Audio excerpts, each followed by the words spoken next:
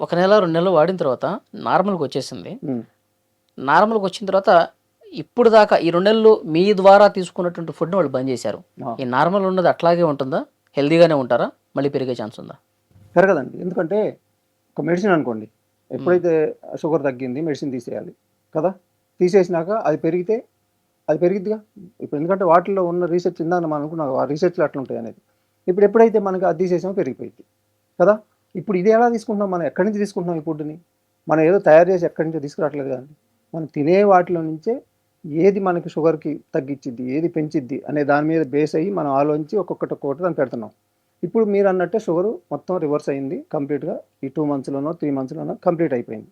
అయిన తర్వాత మీరేం అడుగుతున్నారు? మళ్ళీ రాదా అని ఈ అడుగుతున్నారు. 3 మంత్స్ తర్వాత హ్మ్. నార్మల్ వచ్చింది సార్. అవును. Thank you very much sir అవును. ప్రభాకర్ గారు అని చెప్పి షేక్ హ్యాండ్ ఇచ్చేసి అవును. వెళ్ళిపోయి వాళ్ళ నార్మల్ లైఫ్ గతంలో ఏం తిన్నారు? గతంలో ఎక్కడ తిరిగారు? హ్మ్. ఏ స్వీట్స్ తిన్నారు? హ్మ్. ఆ నార్మల్ లైఫ్ మళ్ళీ కంటిన్యూ చేస్తున్నారు. తిరగబెడుతుందా లేదా?